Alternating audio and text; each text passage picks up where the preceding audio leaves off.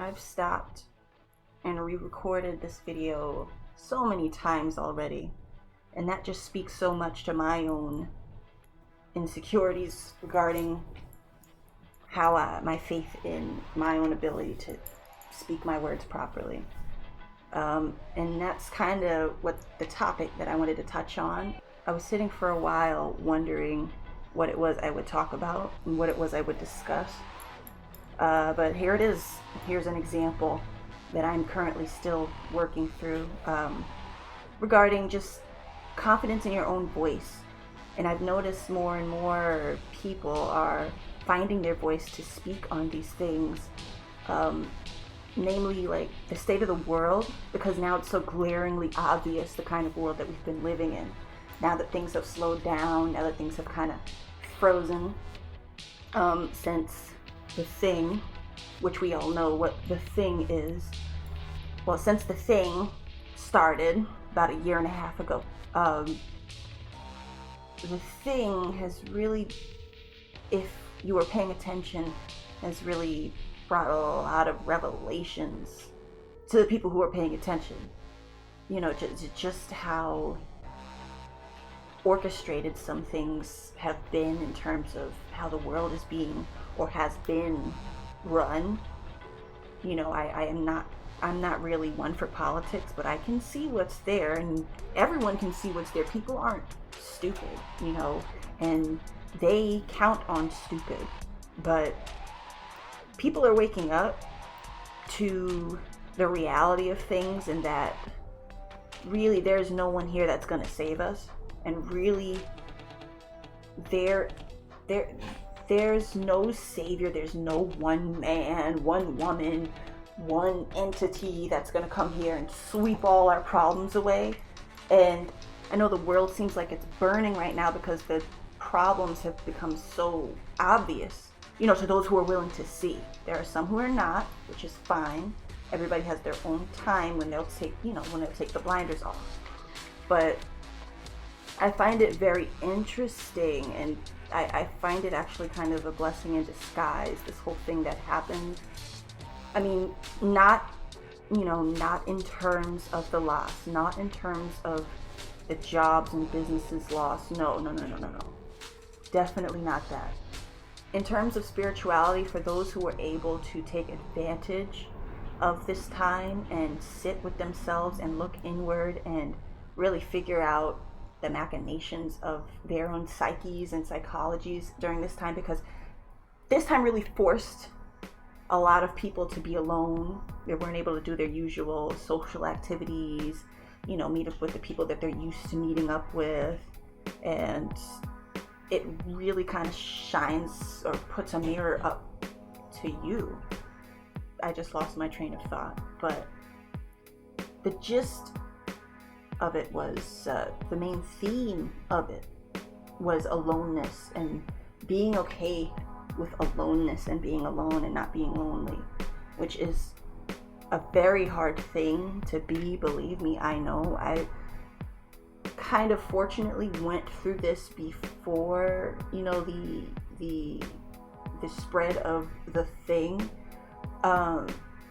but it can be a really painful process, spiritually speaking and mentally speaking and emotionally speaking, because when you're so used to having these energies and presences to bounce off of, you know, it can be really like something was ripped away from you. And something was ripped away from a lot of people, you know, their sense of security, their sense of, you know, togetherness and unity, and, you know, this outer thing, you know, that, you know, of course we all need as human beings. We need that love. We need that connection. That's kind of like the binding force of humanity, you know. That's where how nations are built, and all of, you know, those wonderful things, you know, when applied right and with the right intentions. So aloneness and spirituality kind of go hand in hand, because the noise of the world and, you know, all of the events of the world can and do pose a severe distraction, you know, from the things that you may not pay attention to that are going on inside. I and everyone in the world is still kind of working through that muck, and we'll keep working through that muck as long as we're here. So that's kind of a lifelong process. But the beautiful thing of the thing it was that it kind of kick-started or jump-started, if you were paying attention, or if people were paying attention, that kind of inward, looking inward part of spirituality, because that does require you to stop and pause. And what did the whole world do? It paused, it stopped. You know, the world might as well have stopped turning, you know, for a long time. And even now, things are still kind of not 100%. And who knows?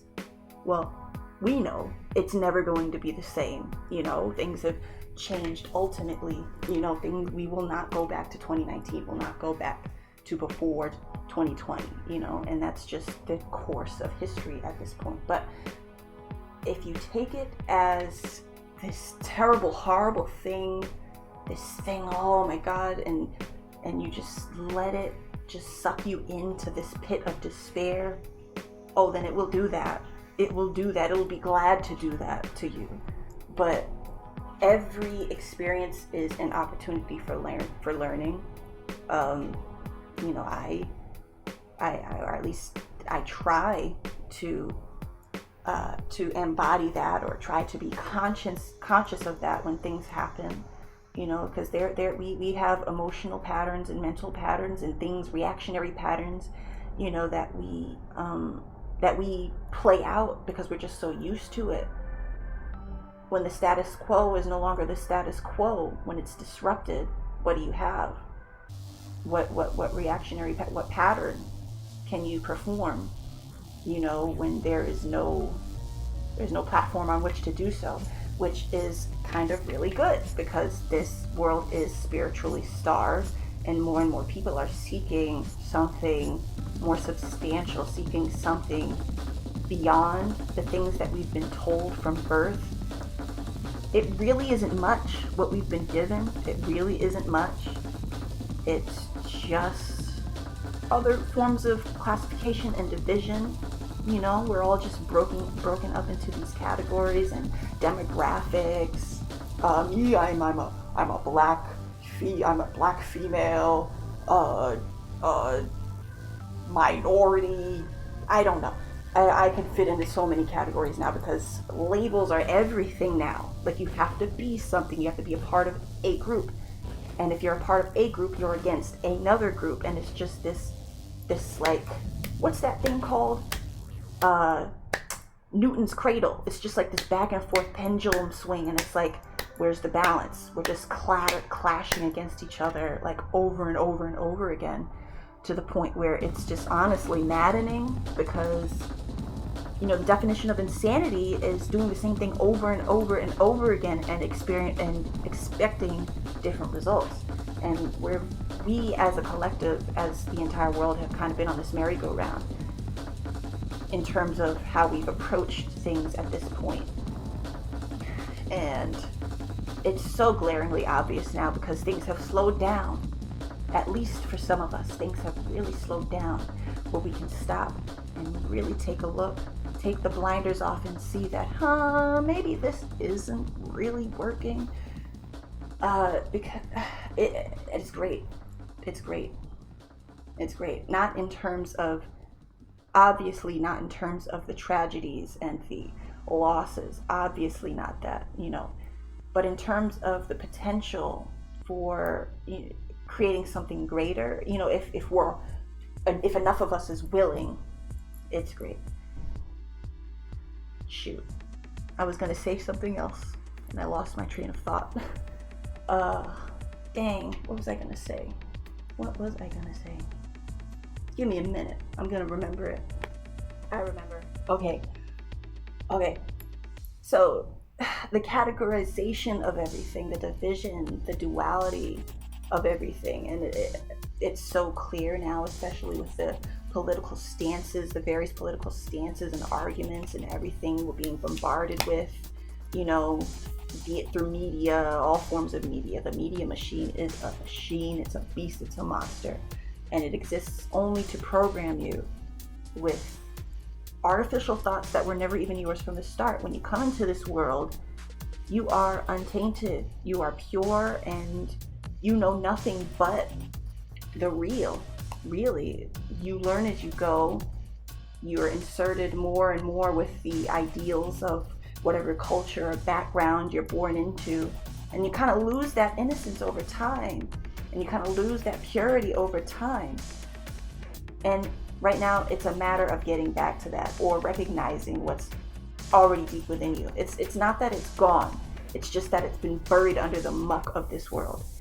And the world itself, I don't want to say the world itself is broken, because the world can be a beautiful place, but the manufactured worlds, the made worlds, the faux worlds that, these societies and these corporations have kind of built up and raised up as the highest standard of human living, they don't work anymore. And they never worked, but they really, really don't work anymore. And we're seeing that. And that's why the world seems like it's burning, because everything is coming to light. I've been saying from the beginning, well, the year 2020 was definitely the year of change.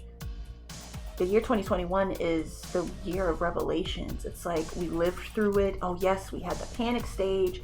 Some people are still experiencing the panic stage. Yeah, that's gonna happen. You can't help that. Everybody's where they're at, and that's fine. As long as people don't impose their views on other people.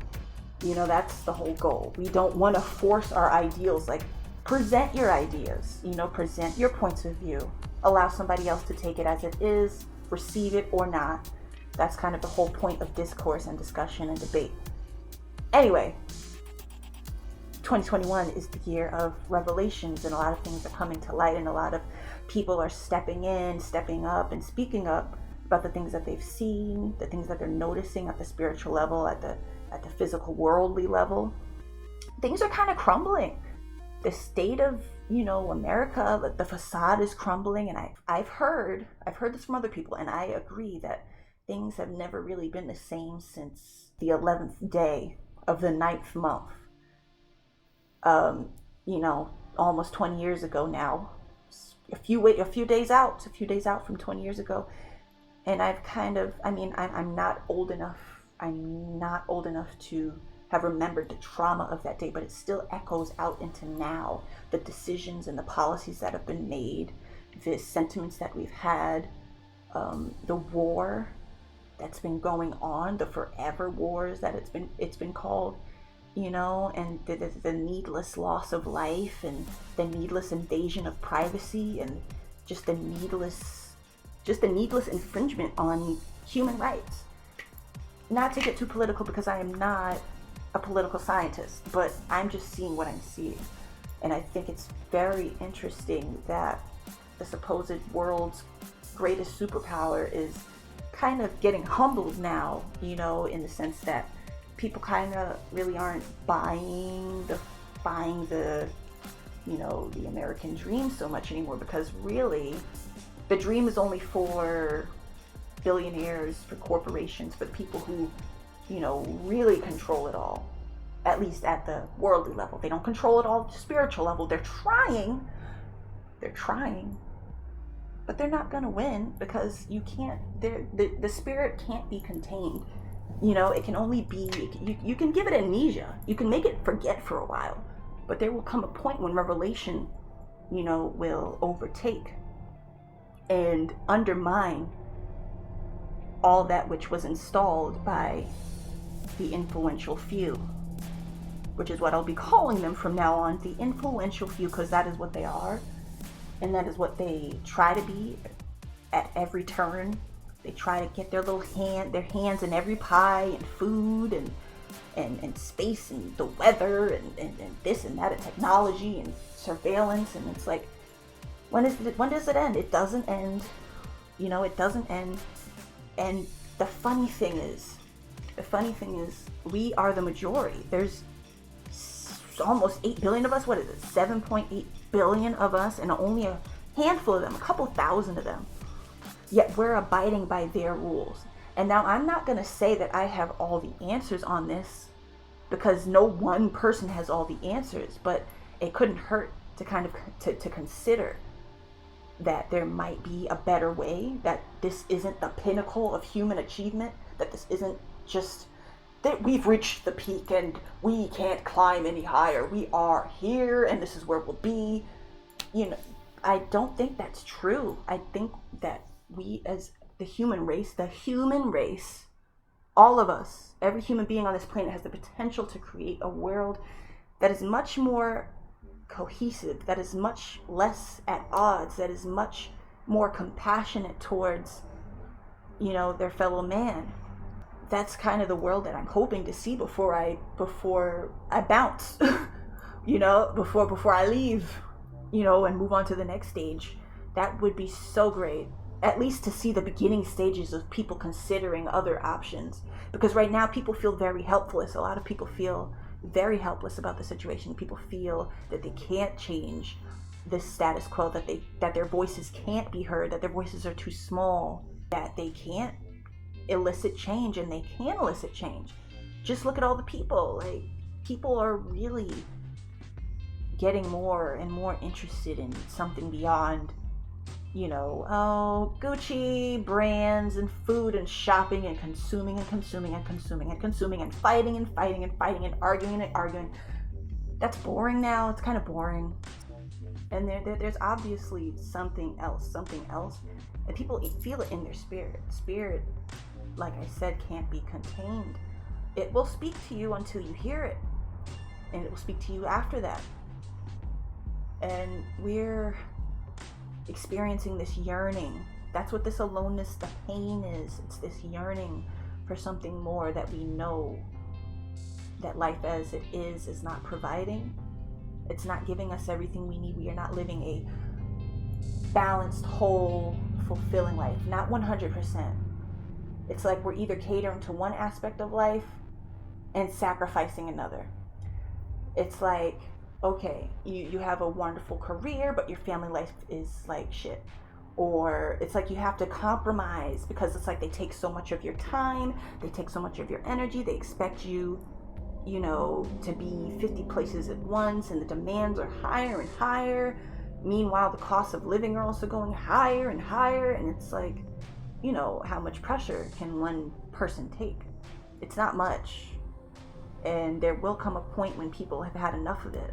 And hopefully that time is coming very soon, because we need more voices, more small voices. Small voices. Small voices are many. They come together to be one huge voice.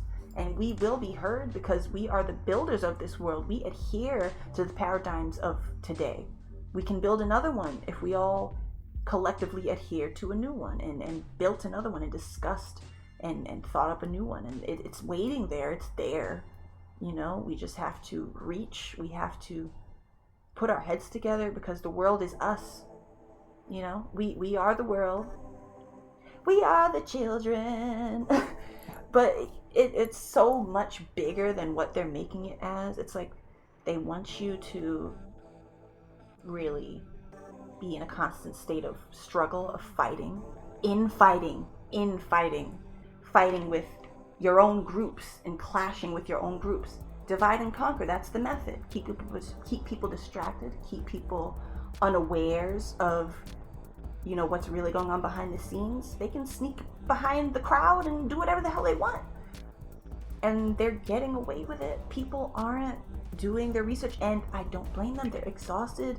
You know, they've got so many responsibilities, so many obligations now, so many concerns, you know, and it's by design. So we really, the most powerful thing we could do is not feed these influential few the attention they so desperately want, the fear that they so desperately want from you, you know, the despair. They love that. They live for that. Don't give them a reason to live.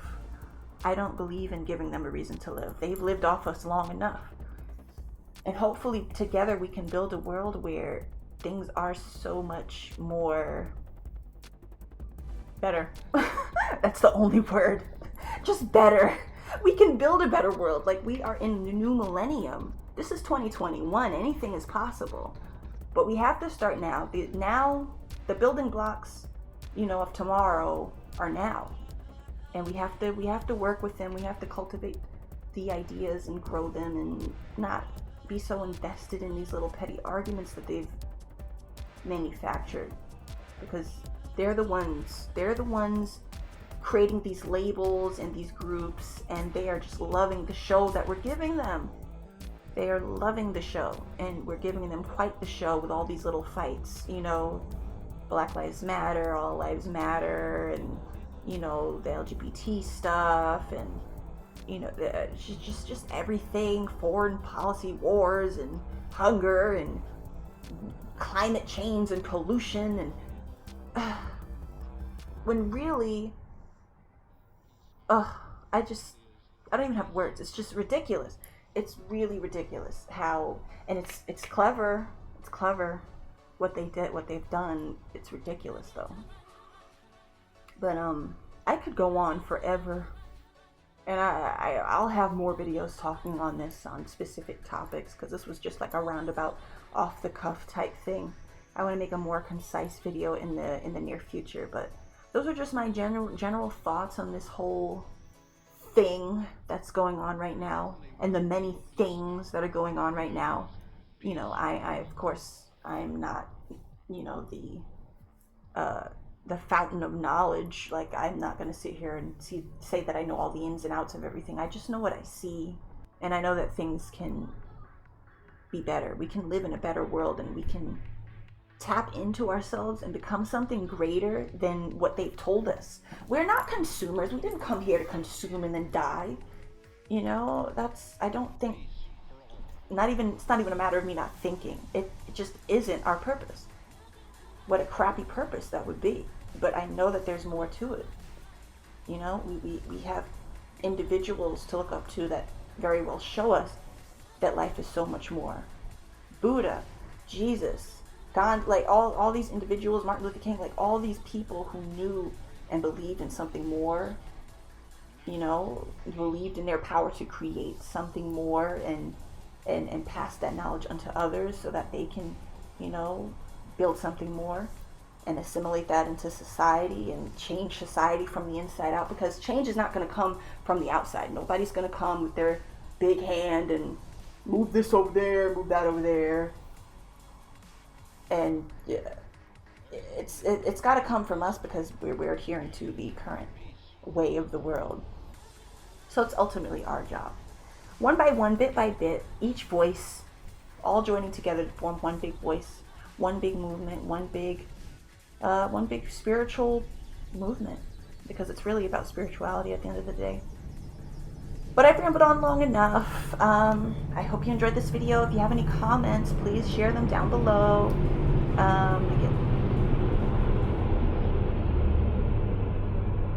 This is Zany, also known as The Rising Sign, signing off.